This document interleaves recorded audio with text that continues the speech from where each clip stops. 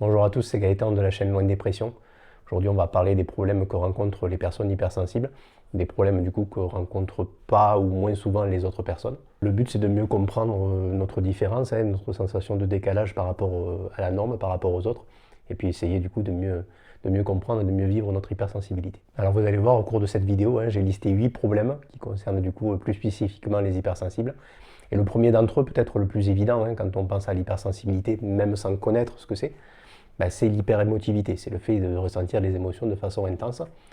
Si vous êtes hypersensible, je pense que vous le savez, vous ressentez probablement, parce que c'est un trait quand même assez commun, les émotions de façon extrêmement intense. Alors quand c'est des émotions qu'on considère comme positives, c'est pas forcément hyper dérangeant de ressentir de la joie et des choses comme ça de façon hyper accentuée.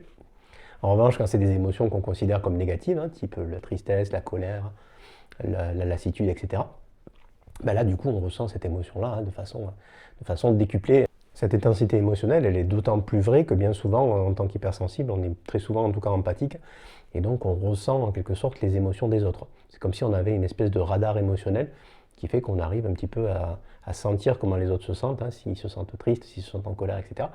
Ce qui fait que parfois, quand on a des difficultés à poser ses propres limites et ses propres barrières, ce que ressentent les autres, on finit par le ressentir nous-mêmes également.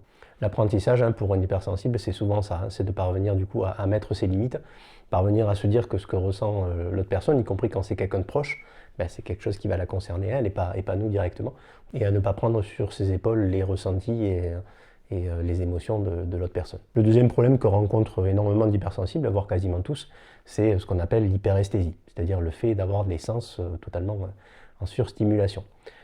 Ça dépend évidemment des personnes. Pour pas mal d'hypersensibles, il y a un seul sens, mais pour beaucoup, il y en a plusieurs qui sont concernés. L'hypersensibilité au bruit est celle qui est la plus courante, mais on a aussi pas mal de personnes qui sont hypersensibles au niveau des odeurs, qui arrivent à reconnaître les odeurs et qui sont rapidement aussi submergées par ça.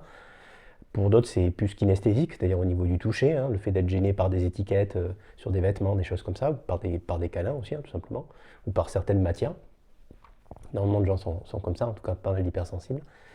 Il y a aussi l'hypersensibilité aussi au niveau de la vue, le fait d'être gêné notamment par des lumières vives, le fait d'avoir du mal à conduire la nuit, le fait d'être gêné par des néons, etc. Voilà, ça, c'est une caractéristique effectivement assez commune pour des hypersensibles. Ce qui se passe du coup avec l'hyperesthésie, c'est on est en quelque sorte surstimulé, donc on a une quantité d'informations à gérer qui est beaucoup plus importante, et donc ça entraîne inévitablement une plus grande fatigue, et donc un besoin, je dirais, plus important que la moyenne de se reposer, d'avoir des moments de calme. Là, je pense notamment à l'hypersensibilité au bruit. Ça nécessite notamment d'avoir besoin de moments de calme et de repos pour pouvoir du coup récupérer et se sentir mieux. Le troisième problème que vivent les hypersensibles et qui est relié à ce qu'on vient de voir, les émotions intenses et l'hyperesthésie, c'est le fait d'être envahi de pensées en quelque sorte, des pensées qu'on a tendance à ruminer, parfois même jusqu'à ce qu'on se sente un petit peu anxieux. Il n'est pas rare que pas mal d'hypersensibles, ça fait même pas mal partie des caractéristiques des hypersensibles, soit justement dans l'analyse permanente, dans les pensées de façon intense, qui se mettent du coup à faire des suppositions sur comment vont se passer les choses, sur ce que attend la personne en face de nous, quitte à même parfois se faire des films, de savoir effectivement qu'est-ce qui pourra se passer, etc. S'imaginer des films, et souvent des films un petit peu catastrophes.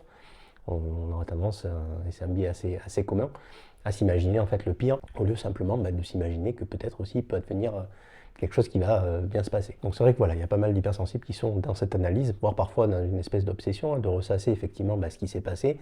On pense à telle ou telle situation, on pense à ce qu'on aurait pu à ce moment-là répliquer, ce qu'on aurait pu dire ou ce qu'on aurait pu faire, regretter de ne pas l'avoir fait ou de ne pas l'avoir dit, etc. C'est vrai qu'on a des difficultés à passer à autre chose du coup. On a des difficultés à arriver à ce fameux lâcher prise dont beaucoup de gens parlent, mais qui est dans les faits très très très difficile à réaliser.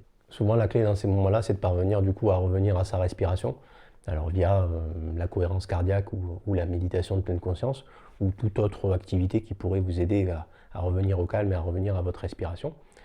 Se balader en pleine nature, lire, peu importe ici l'activité, le but c'est de parvenir du coup à revenir un petit peu au calme, parvenir à revenir à sa respiration, parce qu'il n'y a que comme ça en fait qu'on parvient du coup à calmer un petit peu ce flux d'émotions, ce flux de pensées.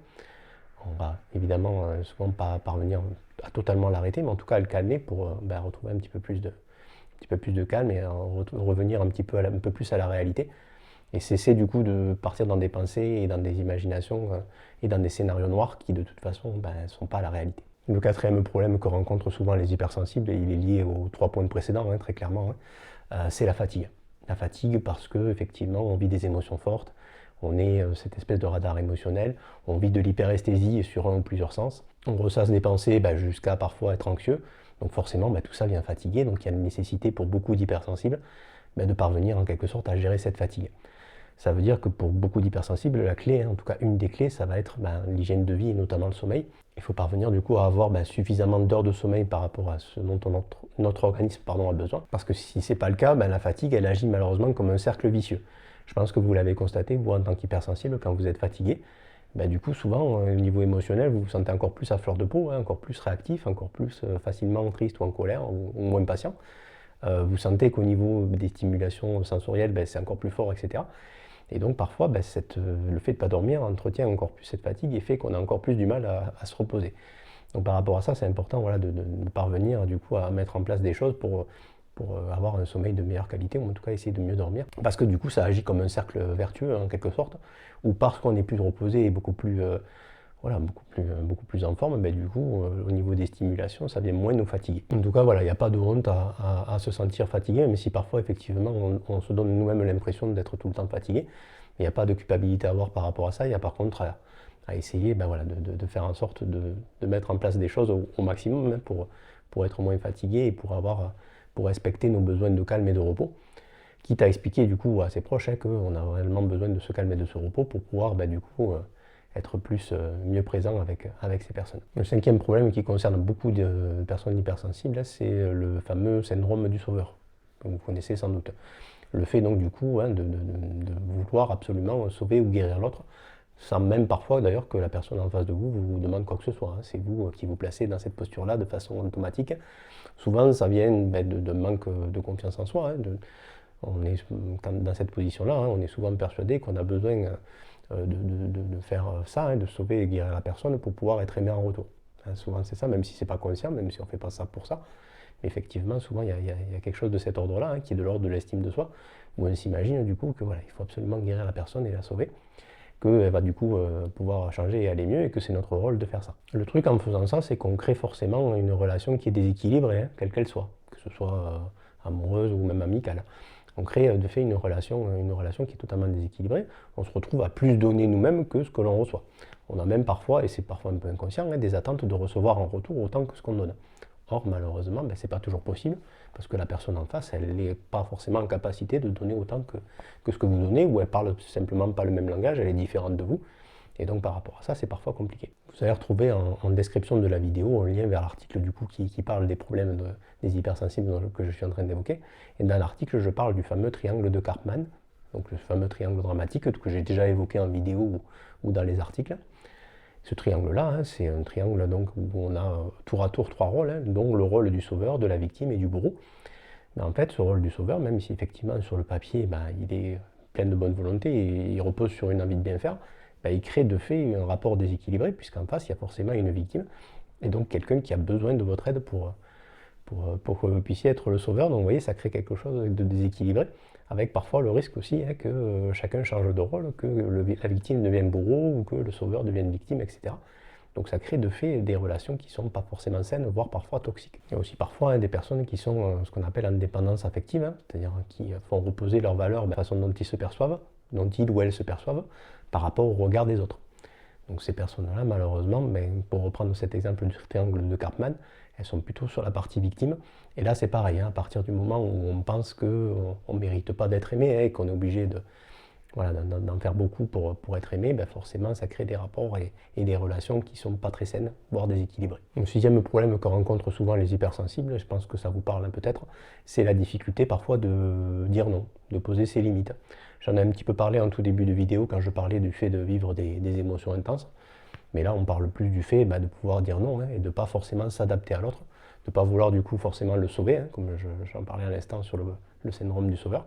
Pas forcément s'adapter à l'autre, pas forcément vouloir toujours lui faire plaisir, mais simplement aussi parfois, et même souvent, c'est recommandé d'écouter ce qu'on ressent, d'écouter ses émotions, d'écouter aussi ses besoins, et de faire des choix aussi en fonction de ces besoins-là. Ce qu'il faut parvenir à faire, et c'est pas toujours évident, c'est de faire ses choix bien sûr en fonction des besoins, mais en faisant en sorte aussi de préserver la relation. Donc ça nécessite parfois de dire non, mais aussi parfois aussi de trouver des compromis pour pas que la relation avec la personne, qu'elle soit amoureuse ou amicale, se retrouve totalement dégradé. Ce qui peut parfois se passer, puisque c'est quand même tout un apprentissage, le fait de dire non, de poser des limites, etc., c'est que vous vous retrouvez en face de personnes face auxquelles auparavant vous disiez oui, ou vous aviez tendance à vous adapter, et puis du jour au lendemain, parce que vous affirmez et que vous affirmez vos besoins, vous commencez à dire non, et vous expliquez pourquoi, etc.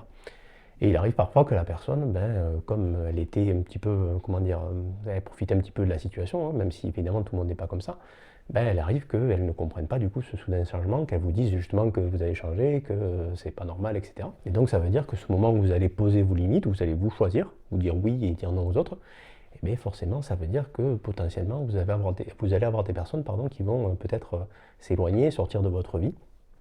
Mais c'est un processus qui, même s'il est inconfortable, est tout à fait normal, puisque ça veut dire aussi que vous allez pouvoir accueillir dans votre vie, que ce soit sur le plan amical ou amoureux, des personnes qui sont beaucoup plus alignées avec qui vous êtes, avec vos besoins, etc. Donc au final, poser ses limites, c'est une bonne chose, parce que ça vous permet simplement d'être en lien avec des gens et des personnes qui vous correspondent davantage. Le septième problème que rencontrent beaucoup d'hypersensibles, et ça je pense que c'est extrêmement courant, c'est le fait de se sentir tellement différent qu'on se sent parfois incompris.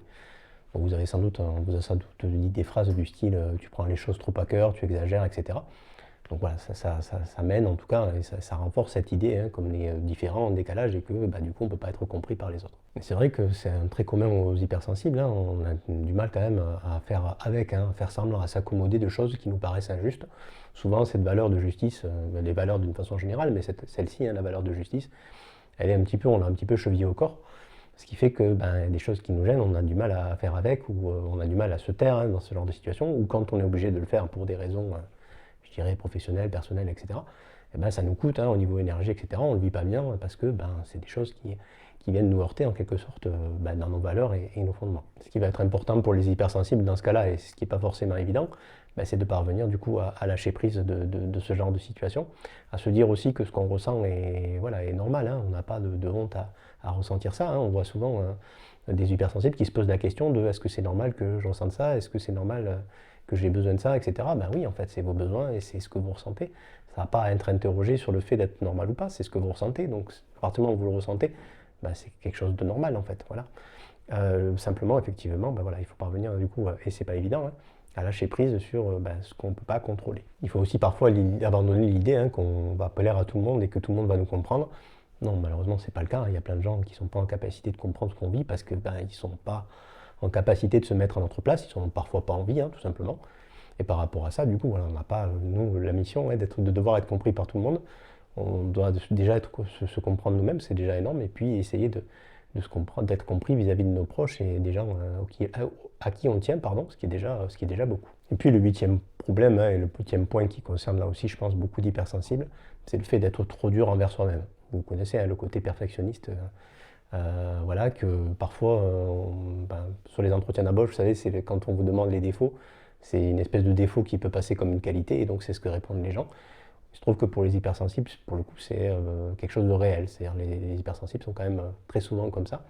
Ils ont cette envie de bien faire, de faire tout même parfaitement, d'atteindre souvent même une espèce d'idéal de perfection qui, de toute façon, n'existe pas.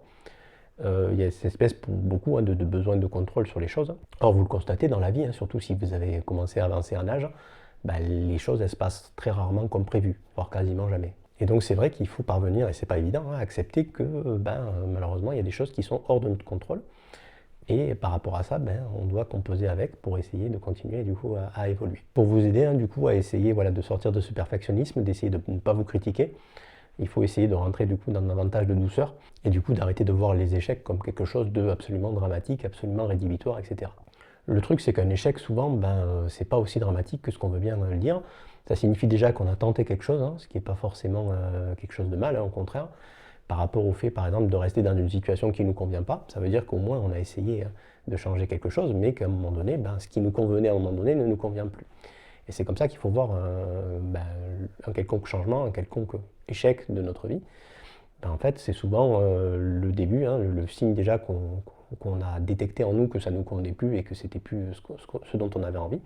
Et c'est souvent aussi l'occasion de nouveaux changements et de nouvelles tentatives pour justement construire au niveau professionnel ou au niveau personnel quelque chose qui nous convienne davantage, qui nous correspond davantage. C'est pour ça que cette espèce d'autocritique qu'on se met parfois, comme quoi on est nul et comme quoi on n'a pas atteint ce niveau de perfection, il faut essayer de le remplacer par une espèce de douceur, hein, de se dire, voilà, là, effectivement, ce truc-là, ça ne me convient plus. Je vais faire en sorte de mettre en place des choses, justement, pour que ma vie, sur tel plan, elle soit beaucoup plus alignée avec ce que je voudrais. Mais tout ça, c'est pas pour se caresser dans le sens du poil, hein, pour se dire qu'on fait tout parfaitement et tout ça, et c'est pas le but. Le but, c'est d'essayer, du coup, d'être constructif, de se dire, effectivement, ce truc-là, ça ne me convient pas. C'est pas une question de je suis nul, j'ai tout raté ou pas, hein, c'est pas la question, mais se dire, effectivement, là, j'ai envie de changer ce point-là, qu'est-ce que je peux faire, du coup, pour que ça puisse me correspondre et me rendre davantage heureux que ce que c'est là. Il faut essayer de se donner cette douceur-là, hein, de se dire, voilà, on va faire de notre mieux et puis on va essayer de changer les choses pour nous et surtout à notre rythme, quoi. Voilà, écoutez, j'espère que cette vidéo, hein, sur les problèmes des hypersensibles vous aura plu. Si c'est le cas, n'hésitez pas à laisser un j'aime à la vidéo, à vous abonner pour voir les suivantes et à activer la petite cloche à côté du bouton s'abonner si vous voulez recevoir les notifications pour les prochaines vidéos. Merci et bonne journée.